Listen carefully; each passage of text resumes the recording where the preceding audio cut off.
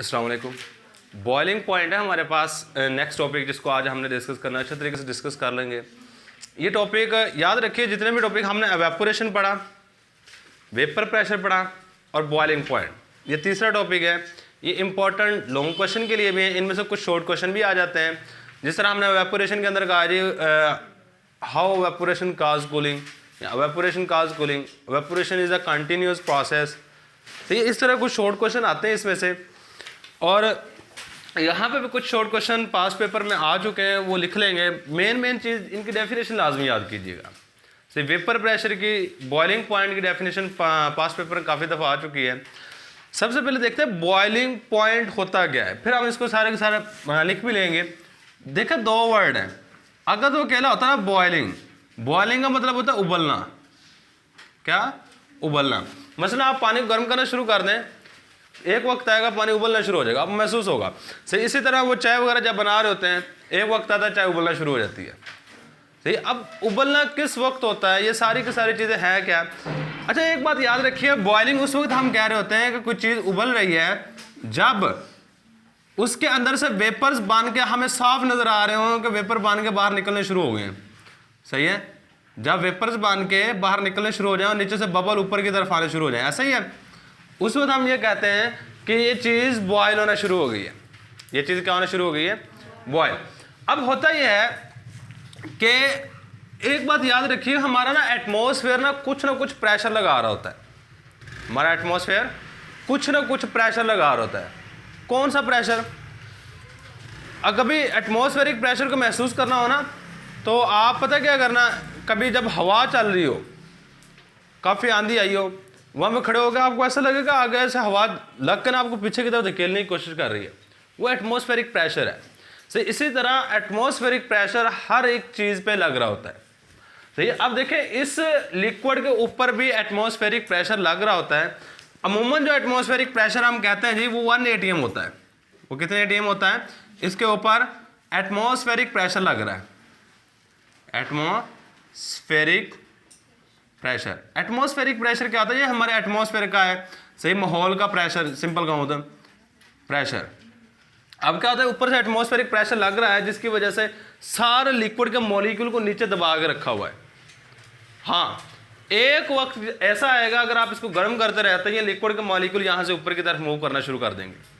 सही है, आपने काइनेटिक एनर्जी टर्म पढ़ी होगी। काइनेटिक एनर्जी क्या होती है? मोशन होती है मॉलिक्यूल की। अगर काइनेटिक एनर्जी ज़्यादा हो जाए तो मॉलिक्यूल यहाँ से एवेपोरेट कर जाएंगे। तो मॉलिक्यूल क्या करेंगे? यहाँ से एवेपोरेट कर जाएंगे। सेम बात हमने यहाँ पे लिखनी है कि एटमॉस्फेरिक प्रेशर वर्ड याद रखिएगा। हमारा एटमॉस्फेयर कुछ ना कुछ प्रेशर लगा रहा होता है। सही है, अब जैसे हम गर्म करते हैं ना, मैं 2-3 मॉलिक्यूल को यहाँ पे स्ट्रक्चर ड्रा करता हूँ। सही है, मैं कहता हूँ ये 2-3 मॉलिक्यूल है मेरे पास। पहले नंबर पे तो इनके दरमियान में इंटरमॉलिक्यूलर फोर्सेज होती हैं। ऐसा ही है, हर मॉलिक्यूल एक दूसरे को क्या कर रहा होता है? अट्रैक्ट कर रहा होता है, इस तरह कुछ। अब इस मॉलिक्यूल ने यहां से बाहर की तरफ निकलना है। पहले नंबर पे मॉलिक्यूल को ये इंटरमॉलिक्यूलर फोर्सेज तोड़नी पड़ेंगी, और सेकंड नंबर पे ऊपर से जो चीज इसको दबा रही है, दबाने वाली कौन सी चीज है जी? Atmospheric pressure. सही, उस प्रेशर पर भी काबू करना है। जैसे ही वो काबू करेगा, वो वहां से निकलेगा, ऊपर की तरफ चला जाएगा। कहता वो टेम्परेचर। अब ये चीज मैंने सिर्फ बताइए बॉइलिंग क्या होती है। अब बॉइलिंग पॉइंट मैंने वर्ड लिखी हुई है term, boiling point. Boiling point असल में टेम्परेचर है जहां पे कोई भी चीज उबलना शुरू हो जाती है। वो टेम्परेचर जहां पे कोई भी चीज उबलना शुरू हो जाए। सही है, अब बाद में बच्चे मैं इस तरह की वर्डिंग इस्तेमाल करता हूं जी, वो टेम्परेचर जहां पे कोई भी चीज उबलना शुरू हो जाए बॉइलिंग पॉइंट है। बच्चे यही डेफिनेशन लिख के आ जाते हैं, the temperature at which a substance is boil. सही है, ये गलत है। सही, इसको प्रॉपर नंबर नहीं मिलेंगे ऐसे पॉइंट। इसको कैसे मैंने 25% तक एक्यूरेट कहा जा सकता है, लेकिन जो प्रॉपर एक्यूरेट आंसर है, डेफिनेशन है ना, वो थोड़ी सी चेंज है। वो किस तरह चेंज है? कहते हैं ये वो टेम्परेचर है जहां पर लिक्विड का वेपर प्रेशर बराबर हो जाए एटमॉस्फेरिक प्रेशर के। लिक्विड का वेपर प्रेशर आपको पता है जी, जो वेपर नीचे से बन रहे होते हैं वो भी कुछ ना कुछ प्रेशर लगा रहे होते हैं।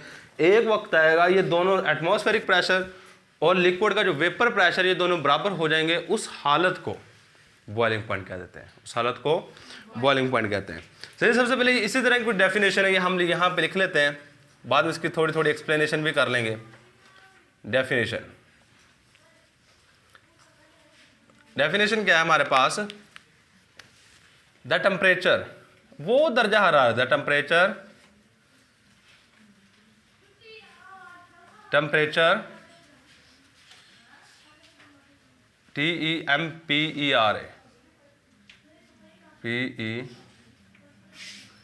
द टेम्परेचर एट विच, वो दर्जा हरारत जहां पर, at which the vapour pressure of a liquid, the vapour pressure of a liquid, liquid का जो वेपर प्रेशर हो जाता है, क्या हो जाता है, इज या become equal to, is equal to कर लें या बिकम इक्वल टू द, हो जाए, become equal to the atmospheric pressure, atmospheric pressure के बराबर हो जाए, इसको हम क्या कहते हैं, इज कॉल्ड बॉइलिंग पॉइंट। इसको हम बॉइलिंग पॉइंट का नाम दे रहे होते हैं कि वो टेम्परेचर जहां पर वेपर प्रेशर लिक्विड का एटमॉस्फेरिक प्रेशर के बराबर हो जाए, उस टेम्परेचर को बॉइलिंग पॉइंट का नाम देते हैं। सिंपल सी एग्जांपल आपको आती होगी कि वाटर का बॉइलिंग पॉइंट क्या है, 100 डिग्री सेंटीग्रेड। 2-3 हम एग्जांपल लिख लेते हैं, सही, इसकी हमने एक्सप्लेनेशन भी करनी है। चले एग्जांपल्स,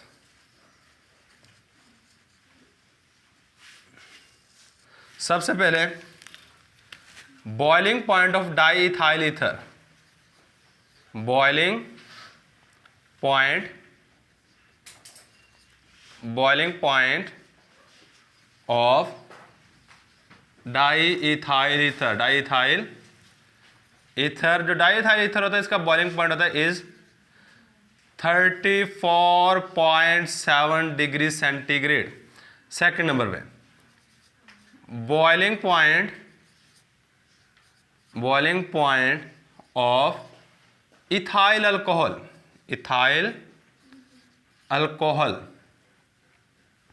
जो इथाइल अल्कोहल होती है, इसका बॉइलिंग पॉइंट होता है, ethyl alcohol is 78 degree centigrade. और वाटर का क्या होगा, ये सारे के सारे आपकी बुक के अंदर दिए गए हैं। Water, boiling point of water is, ये हमें पता है 100 डिग्री सेंटीग्रेड होता है। बॉइलिंग पॉइंट ऑफ वाटर, जो वाटर का बॉइलिंग पॉइंट होता है, ये होता है is 100 degree centigrade, 100 degree centigrade होता है। ये 2-3 एग्जाम्पल, एक तो आपको आती है, तो एक आधी और एग्जाम्पल लाजमी याद कर लीजिएगा। अब एक्सप्लेनेशन करते हैं। एक्सप्लेनेशन में ना एक ग्राफ सा बना के दिया गया है, हम इस ग्राफ को समझना है। सबसे पहले इस ग्राफ को समझना है, बाद में हम इसकी एक्सप्लेनेशन कर लेंगे। सही, एक्सप्लेनेशन हम बात करते हैं। एक्सप्लेनेशन, अच्छा, बात यहाँ पे सिर्फ और सिर्फ वेपर प्रेशर की करेगा। सही है, वेपर प्रेशर की बात करेगा। कहता हमारे पास ये ग्राफ है, यहाँ बना लेते हैं, सही, बाद में इसको एक्सप्लेन करेंगे। इस तरह कुछ ग्राफ बना के दिया गया है। अब इस ग्राफ में आपको पता है जी, एक्स एक्सिस होता है, कोई भी ग्राफ बनाए ना, वहाँ पे एक वाई एक्सिस होता है और एक हमारे पास एक्स एक्सिस होता है। और किसी भी चीज़ को समझने का सबसे बेस्ट तरीका ग्राफ है। किसी भी चीज़ को से अगर ग्राफ कोई बंदा पढ़ना या सीखना सीख जाता है ना कि किस तरह ये वैल्यूज़ चेंज हो रही हैं, तो उसको कोई 10-20 स्टेटमेंट लिखी होंगी ना, वो सारी की सारी स्टेटमेंट ग्राफ में बयान की होंगी, ग्राफ देख के बता देगी ये चीज़ काम हो रहा है। सही, वो स्टेटमेंट याद ही नहीं करनी पड़ेगी। तो सिर्फ और सिर्फ ग्राफ को पढ़ना और देखना कि ये किस तरह चेंज हो रहा है। एक बात याद रखिएगा, अगर हम इस साइड की तरफ जाते हैं ना, जो भी चीज़ लें, जो भी चीज़ हो, ऊपर की तरफ बढ़ती है। इसमें क्या होगा, इस साइड की तरफ बढ़ेगी। इसमें क्या होगा, यहाँ से इस साइड की तरफ बढ़ेगी, इसमें यहाँ से ऊपर की तरफ बढ़ेगी। बस सिंपल सी बात ये याद रखनी है। क्या होगा कि ये ओरिजिन, इसको वैसे ओरिजिन कहते हैं, इसको हम ओरिजिन का नाम देते हैं, कोई ज़रूरत नहीं याद रखने की। इसको हम ओरिजिन का नाम देते हैं इस साइड से ऊपर की तरफ चीज़ की वैल्यू बढ़ेगी और इस साइड से इस साइड की तरफ उस चीज़ की वैल्यू बढ़ेगी, जो भी चीज़ लेंगे हम। सही, हमने दो चीज़ें लेनी होती है, एक एक्स एक्सिस पे लेते हैं, एक वाई एक्सिस पे। अब एक्स एक्सिस पे हमने जो चीज़ ली हुई है वो है बॉइलिंग पॉइंट। कौन सी चीज़ ली हुई है? Boiling point. और वाई एक्सिस पे जो चीज़ ली है, जब बॉइलिंग पॉइंट ना करें, टेम्परेचर कर लें, क्योंकि टेम्परेचर ही है, टेम्परेचर करें। एक्स एक्सिस पे टी अकेला भी लिख देते हैं, सही। और टेम्परेचर है डिग्री सेंटीग्रेड में, ये बात याद रखिएगा, डिग्री सेंटीग्रेड में हमने लिया हुआ है। और इस साइड पे जो हमने चीज़ ली है वो है वेपर प्रेशर, वेपर प्रेशर। अच्छा, एक बात आप याद रखिएगा, यह हमने ना पीछे थोड़ी बहुत पढ़ी होगी, जो एटमॉस्फेयर का वेपर प्रेशर होता है ना 1 atm, वो बराबर होता है 1 atm। हमारे एटमॉस्फेयर का जो वेपर प्रेशर 1 atm होता है और ये बराबर होता है 760 mm ऑफ Hg। ये बात सिंपल से याद रखनी है, 760 mm ऑफ Hg, ये मिलीमीटर ऑफ Hg। ये Hg क्या होती है? मरकरी होती है। असल में जो हम ये कॉलम यूज़ कर रहे होते हैं ना, वहाँ पे हम मरकरी इस्तेमाल करते हैं। वैसे उसको सी लेवल पे जाकर रखें ना, वो कहता है वो खुद ब खुद ही ऊपर इतनी हाइट पे आ जाता है, 760 mm ऑफ Hg पे, सही है। अब यहाँ पे हमने वेपर प्रेशर लिया हुआ है किस में? यहाँ पे यूनिट हम लिख देते हैं जी, mm ऑफ Hg में लिया हुआ है, वेपर प्रेशर लिया हुआ है यहाँ पे mm ऑफ Hg में। ये बात याद रखिएगा, किस चीज़ में लिया हुआ है? mm of Hg। अब 3 चीज़ों के ग्राफ बनाएगा आपकी बुक वाला, 3 चीज़ों के, इसमें से MCQ भी आते हैं, 3 MCQ बनेंगे, 1-2 तो काफ़ी दफ़ा पास पेपर में आ चुके हैं, सही है। 3 चीज़ों ग्राफ बना रहा है, एक जो हमने यहाँ पे तीनों लिखी हुई है, डाई इथाइल ईथर का बनाएगा, सही, इथाइल अल्कोहल का बनाएगा और वाटर का बनाएगा, सही है। अब यहाँ पर ना एक लाइन लिखी हुई है, बनाई हुई है, मैं इसको ना डॉटेड बनाऊँगा। ये कौन सा प्रेशर है?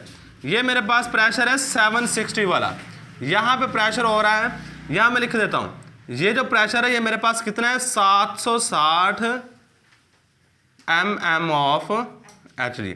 असल में ये कौन सा प्रेशर लिखा है? Atmospheric pressure.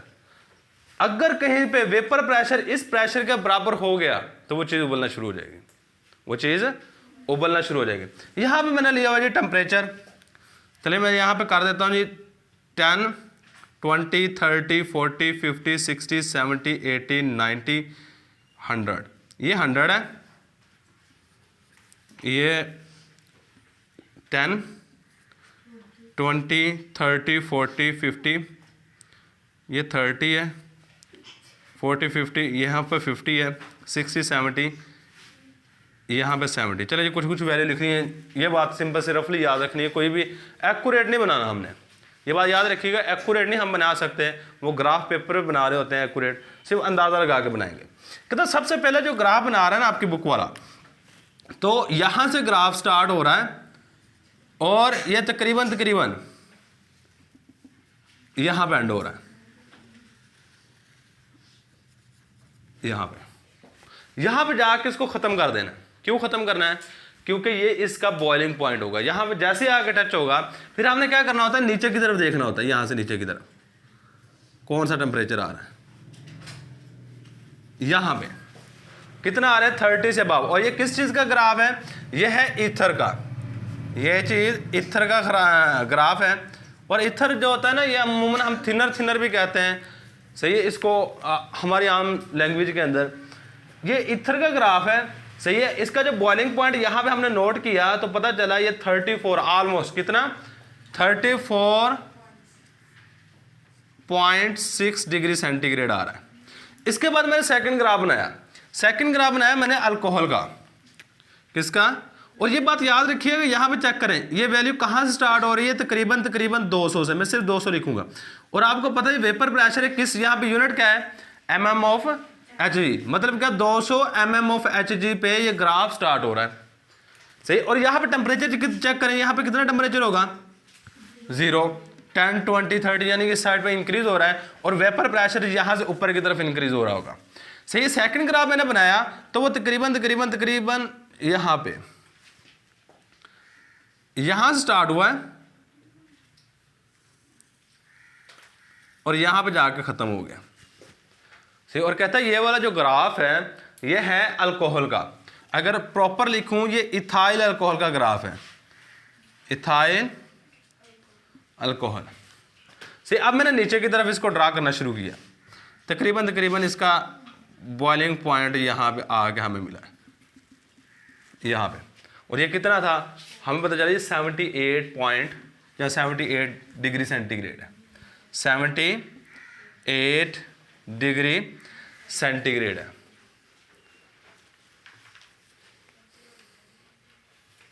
इसके बाद हमने क्या किया, नेक्स्ट वाटर का, और ये स्टार्ट कहां से हो रहा है, 0 डिग्री सेंटीग्रेड से 25 mm ऑफ Hg से स्टार्ट हो रहा है।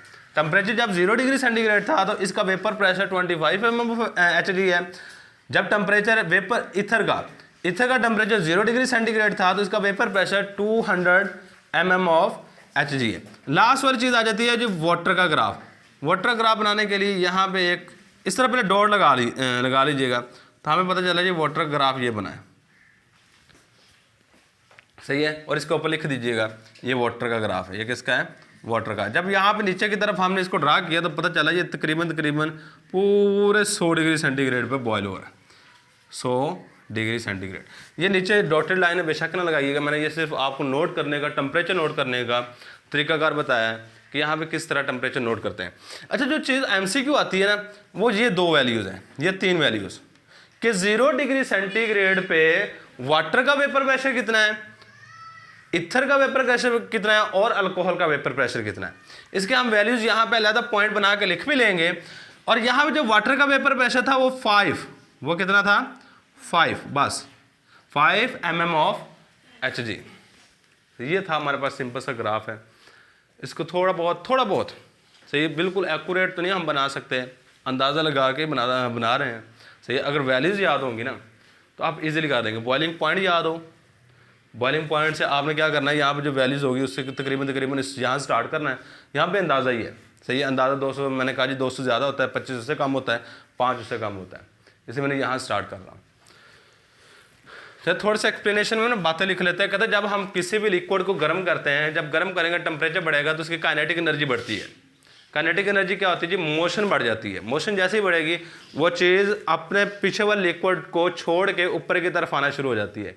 और एक वक्त आता है उसका वेपर प्रेशर, जो उस वेपर बन रहा है उसका प्रेशर और जो एटमॉस्फेरिक प्रेशर है वो बराबर हो जाता है। उस कंडीशन को हम क्या देते हैं, ये बॉइलिंग पॉइंट है।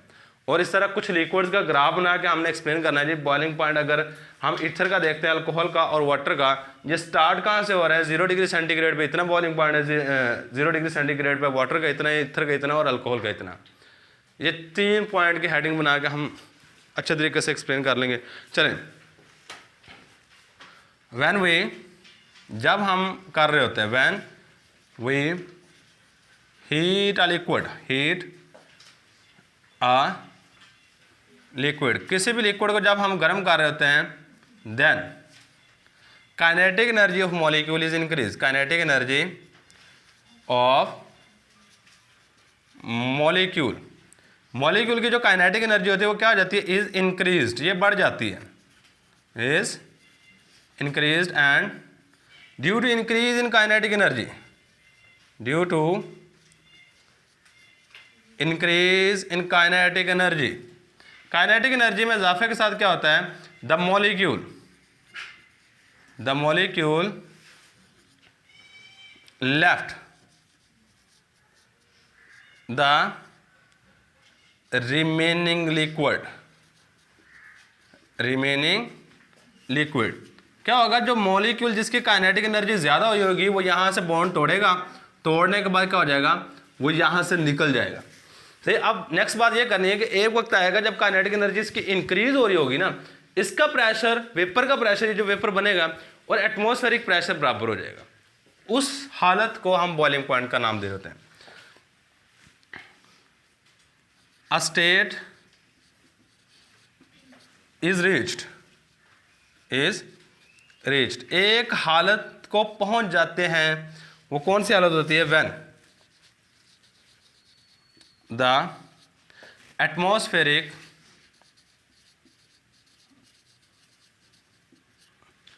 भाई एटमॉस्फेरिक से पहले ना वेपर लिखें, vapour pressure become equal to the atmospheric pressure. Vapour pressure, जो वेपर प्रेशर है किस चीज़ का, लिक्विड का, vapour pressure of liquid become equal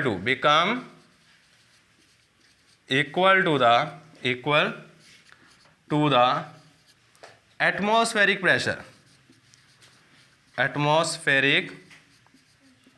pressure, ये एटमॉस्फेरिक प्रेशर के बराबर हो जाएगा एंड लिक्विड बॉयल्स लिक्विड, और वो लिक्विड क्या होना शुरू हो जाएगा, उबलना शुरू है, लिक्विड बॉयल्स, उबलना शुरू हो जाएगा एंड द टेम्परेचर, वो टेम्परेचर जहां पे वो उबलना शुरू होगा उसको हम बॉइलिंग पॉइंट कहते हैं। द टेम्परेचर एट विच, जहां पर, at which a liquid boil is called boiling point, इसको हम बॉइलिंग पॉइंट का नाम दे रहे होते हैं, बॉइलिंग पॉइंट। अच्छा, इसके गिर्द ना अगर कोई बच्चा कर सकता है ये सारी चीज़ें जो लिखी हैं तो कर लीजिएगा ये वाली, अगर कोई नहीं कर सकता ना छोड़ दीजिएगा, कोई इंपॉर्टेंट चीज़ नहीं इसमें कि मैं पहले बता दूं, ऐसे ही कोई रट्टा लगाते रहे, इसमें कोई चीज़ इंपॉर्टेंट नहीं है। हाँ, अगर एग्जाम के अंदर लॉन्ग क्वेश्चन भी आया ना तो लॉन्ग क्वेश्चन में हम देखो वो कहला देगा define boiling point and write down the factors affecting on boiling point, इस तरह कुछ लॉन्ग क्वेश्चन आएगा। सही है, उसमें ये वाली चीज़ नहीं भी लिखेंगे ना, ये वाली चीज़ लिखें, डेफिनेशन लिखें, एग्जाम्पल्स लिखें, फैक्टर्स पे आ जाए, ख़त्म, ये वाली चीज़ लिखने की ज़रूरत ही नहीं पड़ेगी। हाँ, ये जो हम अब चंद एक चीज़ें लिखने लगे ना, इसके ऊपर इस तरह बेशक इस तरह लगा कर ना इस साइड से और इस साइड इससे समझने के लिए लगाई है, हमने लिखा है, इसके ऊपर लिख लीजिएगा ओनली फॉर रीडिंग, क्या रीडिंग के लिए, समझने के लिए कि बॉइलिंग पॉइंट होता क्या है, किस तरह मॉलिक्यूल का टेम्परेचर बढ़ता है, टेम्परेचर बढ़ने मॉलिक्यूल की काइनेटिक एनर्जी बढ़ती है और एटमॉस्फेरिक प्रेशर से ये चीज़ बराबर हो जाती है बस। लेकिन जो अब बातें लिखने लगे ना वो ये वाली बड़ी इंपॉर्टेंट है। इन ग्राफ, यहाँ ग्राफ की हेडिंग देना, यहाँ पे ग्राफ की हेडिंग दे के नीचे ग्राफ बना देना है और ग्राफ के अंदर हमने चंद एक चीज़ें एक्सप्लेन करनी है। इन ग्राफ में ये तीन चीज़ें आपने याद रखनी है, ये काफ़ी दफ़ा एमसीक्यू में आ चुके हैं, पास पेपर का निकाल के देखेंगे ना तो आपको इनमें इन तीनों में से कोई ना कोई वैल्यूज़ वहाँ पे लाजम मिलेंगे। आखिरी 5 साल निकाल के देख लेना, इन तीनों वैल्यूज़ में से कोई एक आधी वैल्यूज़ आपको वहाँ पे लाजम मिल जाती है। सही, ग्राफ के अंदर अगर देखा जाए ना, सबसे पहली बात कि बॉइलिंग पॉइंट जो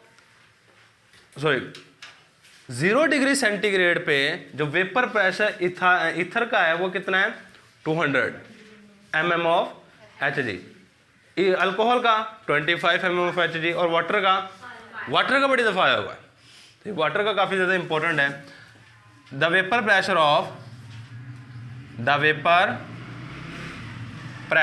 जो वेपर प्रेशर है किस चीज़ का, of diethyl ether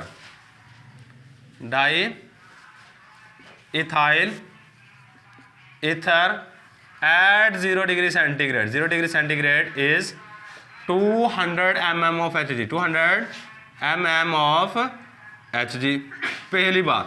second number पे the vapour pressure of alcohol का जो वेपर प्रेशर है वो क्या होगा, alcohol at 0 degree centigrade is 25 mm of Hg, अगर प्रॉपर नाम लिखना चाहते हैं यहाँ पे लिख लें इथाइल अल्कोहल। चलिए मैं साथ लिख देता हूँ, इथाइल अल्कोहल, ये ज़्यादा प्रॉपर रह जाएगा, इथाइल अल्कोहल। और इसके बाद लास्ट वाली चीज़ जी, वाटर का क्या होता है हमारे पास, water vapour pressure of water at 0 degree centigrade is the vapour pressure, ये 3 पॉइंट याद रखने, वेपर, ये एमसीक्यू के लिए ज़्यादा इंपॉर्टेंट है। प्रेशर ऑफ वाटर का जो वेपर प्रेशर होता है at 0 degree centigrade is 5 mm of Hg। ये 3 पॉइंट है, नीचे ग्राफ बना देना है, बात ख़त्म हो जानी है। ये वाला पैराग्राफ कर सकता है तो बहुत अच्छी बात है। मैं कहता हूँ कोई बना सिर्फ रीडिंग कर ले, इसकी यही काफ़ी है। लेकिन ये वैल्यूज़, ये वाले बॉइलिंग पॉइंट्स, ये चीज़ें याद हो। ये एमसीक्यू में इस तरह की चीज़ें पूछ लेता है, काफ़ी दफ़ा पूछी हुई हैं, ये था हमारे पास बॉइलिंग पॉइंट की थोड़ी थोड़ी सी एक्सप्लेनेशन हमने की है। सिर्फ यहाँ पे आपने एटमॉस्फेरिक प्रेशर को समझना है। ये बॉइलिंग पॉइंट, ये दो चीज़ों का लाजमी जिक्र करना है, वेपर प्रेशर और एटमॉस्फेरिक प्रेशर। सही, जब ये दोनों इक्वल हो जाएं उस टेम्परेचर को हम बॉइलिंग पॉइंट का नाम दे रहे होते हैं। यही आज के लेक्चर में। अल्लाह हाफ़िज़।